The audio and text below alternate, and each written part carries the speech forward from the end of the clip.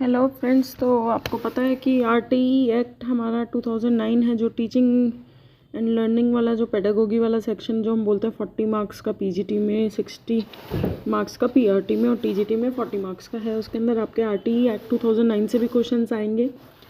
तो हम एक बार डिटेल डिस्कस कर लेते हैं। आरटीई एक्ट होता क्या है। आरटीई एक्ट का फुल मतलब है निःशुल्क और अनिवार्य शिक्षा का अधिकार नियम 2009। हिंदी में क्या बोलते हैं इसको? निःशुल्क एवं अनिवार्य शिक्षा का अधिकार अधिनियम 2009, या फिर राइट कंपल्सरी एजुकेशन का होता है ये। ठीक है, इसमें जैसे कि आप जानते हैं कि सारी परीक्षा भर्तियों में यह आरटीई एक्ट आता है। इसमें 1 से 2 क्वेश्चन आपको हमेशा आते हैं। तो इसके अंदर क्या है कि भारत में 6 से 14 वर्ष के बच्चों को निःशुल्क और अनिवार्य शिक्षा प्रदान के लिए आरटीई एक्ट 2009 लागू किया गया। इसके अंदर क्या हुआ था, ये 4 अगस्त 2009 को तो इस पर साइन हो गए थे। ठीक है, right of children to free and compulsory education act bill पारित किया गया था, लेकिन एक्चुअल में ये लागू कब हुआ था? ये हमारा 1 अप्रैल 2010 को। तो ये आपसे पूछा जाएगा, इसको बोला तो जाता है 2009 एक्ट, बट ये लागू कब हुआ था? 1 अप्रैल 2010 को। ठीक है, इसका फुल फॉर्म क्या है? The right of children to free and compulsory education act 2009, या फिर निःशुल्क और अनिवार्य बाल शिक्षा का अधिकार अधिनियम 9। ठीक है, इसके कुछ महत्वपूर्ण बिंदु है जो आपको याद रखना कि हर बिंदु पे इसका एक क्वेश्चन ज़रूर आता है। आरटीई एक्ट 1 अप्रैल 2010 को लागू किया गया था। इसको 86वें संशोधन, ये आपको ज़रूर याद रखना, कौन से संशोधन? 86वें संशोधन में 2002 को संशोधित किया गया था। इसका उद्देश्य क्या था? कि इसका उद्देश्य ये था कि 6 से 14 वर्ष के आयु के बालक बालिकाओं को निःशुल्क शिक्षा प्रदान की जाए। कोई भी उनसे पैसा नहीं लिया जाए, ना किताबों के लिए, ना बैग के लिए, किसी चीज़ के लिए। 12 दिसंबर 2002 को भारत के संविधान 86 में संविधान संशोधित किया गया। इसमें अनुच्छेद 21A को जोड़ा गया। 21A क्या कहता है?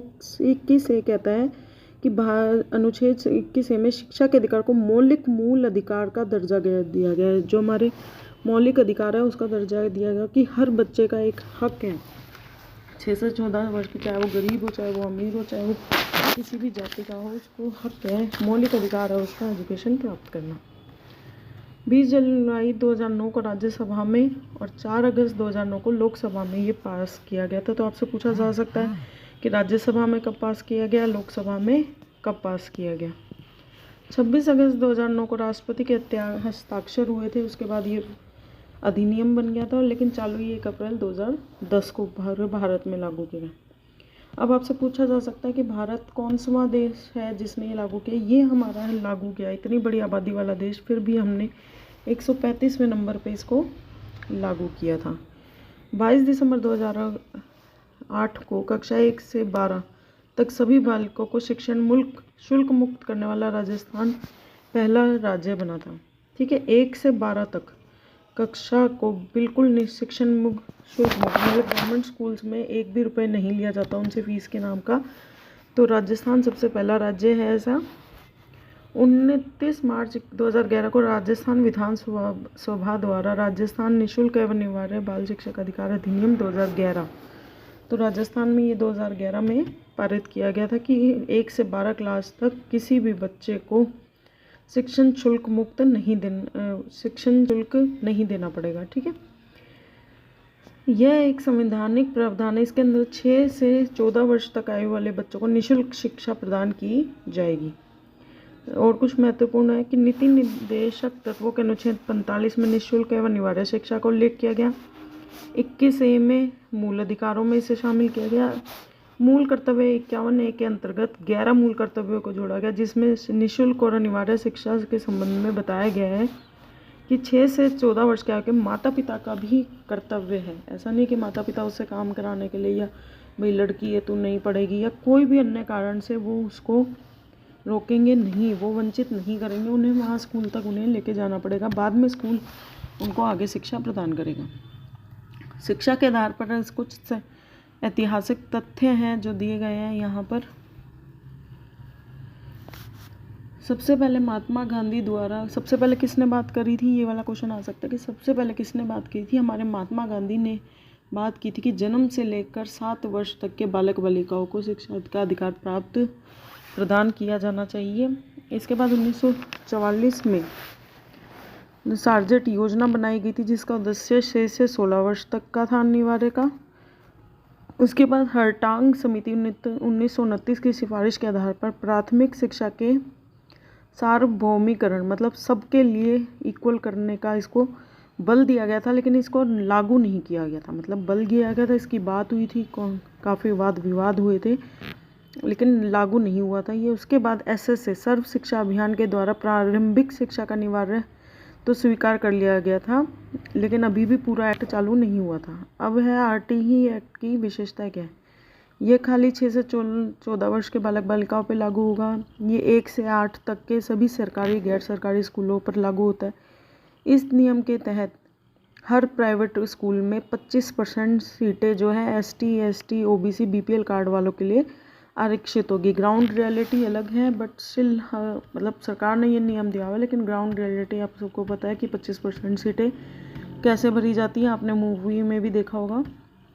लेकिन उन्होंने प्राइवेट में सरकार ने बल दिया गया कि आपने मना नहीं कर सकते इस बेस पे कि आपके पास पैसे नहीं है कुछ भी हो। गुणवत्ता की दृष्टि से 40 छात्रों पर एक शिक्षक ज़रूरी है। गैर प्रशिक्षित अध्यापिका का जिसने टीचर ट्रेनिंग नहीं लिया, किसी आपने मतलब सिर्फ पढ़ाई करते किसी टीचर को अगर आपने नियुक्त कर लिया तो अगले 5 साल के अंदर अंदर उनको ट्रेनिंग देना ज़रूरी होगा। मतलब जो हमारी BEd और ED है वो करनी ज़रूरी होगी। RTE एक्ट का 1 से 5 तक के विद्यार्थियों के लिए तो 30 छात्रों पर एक होना ज़रूरी है, और 6 से 8 तक के लिए 35 छात्रों पर एक टीचर का होना ज़रूरी है। लेकिन अगर आपकी इन्होंने राज्य सरकार ने इसको 40 पर एक अध्यापक होना अनिवार्य किया गया है। ठीक है, केंद्र सरकार ने तो 35 छात्रों पे किया गया था और 30 प्राइमरी तक, लेकिन राज्य सरकार की नीति के अनुसार 40 विद्यार्थियों पर एक अध्यापक होना ज़रूरी है। RTE एक्ट के अनुसार 6 से 8 तक की कक्षाओं के लिए एक विज्ञान, साइंस, एक मैथ्स, एक SS और एक इंग्लिश हिंदी लैंग्वेज का शिक्षक होना ज़रूरी है। और जहाँ पर भी 100 से अधिक बच्चे हो जाएं वहाँ पर एक पूर्णकालिक मतलब पूर्णकालिक पूर्ण टाइम बैठने वाला एक प्रिंसिपल होना ज़रूरी है। इसमें उसके बाद अंशकालीन शिक्षक मतलब कुछ देर के लिए जो सिर्फ 1-2 क्लासेस लेने के लिए आए, वो कला शिक्षक यानी आर्ट का टीचर, एक फिज़िकल एजुकेशन का ज़रूरी होना ज़रूरी है। RTE एक्ट के अंतर्गत 1 से 5 तक 200 दिन का कार्य दिवस होगा। इस लाइन पे भी आपका क्वेश्चन आया कि कितना एक टीचर को कितने देर काम करना होगा, तो 200 दिन का कार्य दिवस होगा 1 to 5 वालों के लिए। 6 to 8 वालों के लिए 220 दिन का कार्य दिवस होगा। ठीक है, इसके कुछ 7 अध्याय हैं। ये आपसे पूछा जा सकता है कि कितने अध्याय, इसके अंदर 7 अध्याय हैं और 38 अनुच्छेद हैं। ठीक है, तो अध्याय कौन कौन से हैं, आपको अध्याय के नाम अगर वो पूछ लें तो सबसे पहला है हमारा प्रस्तावना, निःशुल्क और शिक्षा का अधिकार, केंद्र राज्य स्थानीय सरकारी अभिभावकों का दायित्व, स्कूल और शिक्षकों का दायित्व, प्रारंभिक शिक्षा के पाठ्यक्रम को पूरा किया जाना, बाल अधिकारों का संरक्षण और अन्य प्रासंगिक बातें।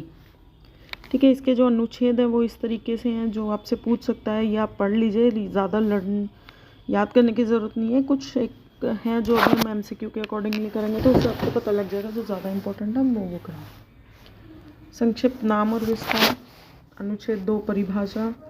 निःशुल्क अनिवार्य शिक्षा का अधिकार, प्रवेश नहीं दिए गए बालक को जिन्होंने प्रारंभिक शिक्षा पूरी नहीं की है उनके लिए उप प्रबंधन। इसका मतलब क्या है कि कई बार क्या होता है कि आप एडमिशन नहीं ले पाए तो आप उनको एज के अकॉर्डिंगली, ऐसा नहीं है कि अगर किसी ने है 9 साल का बच्चा है वो 3rd क्लास में होना चाहिए लेकिन उसने पहले पढ़ाई नहीं की है तो आप उसे 1st में डालेंगे या नर्सरी में डालेंगे, नहीं, आपको उसे 3rd में ही लेना पड़ेगा, लेकिन उसके लिए आपको कुछ प्रबंध करने पड़ेंगे ताकि वो 3rd के लेवल तक आ सके, एक्स्ट्रा क्लासेस देकर या एक्स्ट्रा कुछ कराकर। अन्य विद्यालयों में स्थानांतरण का अधिकार। 3 वर्ष के भीतर बुनियादी ढांचा तैयार करना स्कूलों में। केंद्र और राज्य सरकार इस अधिनियम के उपलब्धों को लागू करने के लिए समुचित सरकार के कर्तव्य, स्थानीय प्राधिकारी के कर्तव्य, माता पिता के कर्तव्य। समुचित सरकार का विद्यालय पूर्व शिक्षा के लिए व्यवस्था। दुर्बल और अभिलित समूह के लिए नज़दीक निजी विद्यालयों में 25% आरक्षण दिया जाएगा। प्रवेश के लिए किसी प्रति व्यक्ति 30 और अनुवांशिक प्रक्रिया का ना होना। प्रवेश धारणा आयु। बालक प्रारंभ में विहित समय 6 माह तक कभी भी विद्यालय में प्रवेश ले सकेगा। इस तरीके से ये है, जैसे बालक के शारीरिक दंड का प्रतिरोध होना चाहिए, विद्यालय के मान मानक अनुसार, ये सारे इसके आपके अनुच्छेद है। जैसे इन्होंने बताया कि प्राइवेट ट्यूशन, जो भी गवर्नमेंट स्कूल का टीचर है वो कभी भी प्राइवेट ट्यूशन नहीं कर सकता। परीक्षा समापन प्रमाण पत्र देना ज़रूरी है। बालक के शिक्षा के अधिकारों को मॉनिटर करना, शिकायतें दूर करना, इस तरह के ये सारे हमारे 38 अनुच्छेद हैं। ठीक है, इसके कुछ धाराएं हैं जो हमेशा पेपर में आती हैं, वो आप याद करिए। धारा 3 के अंतर्गत तो निःशुल्क और अनिवार्य शिक्षा का अधिकार है। धारा 4 के अंतर्गत आयु के अनुसार प्रवेश दिए जाने का प्रावधान। धारा 5 में अन्य विद्यालयों में अगर आप ट्रांसफ़र सर्टिफिकेट लेना चाहते हैं तो उसके लिए आपको रोक नहीं सकता कोई भी। ठीक है,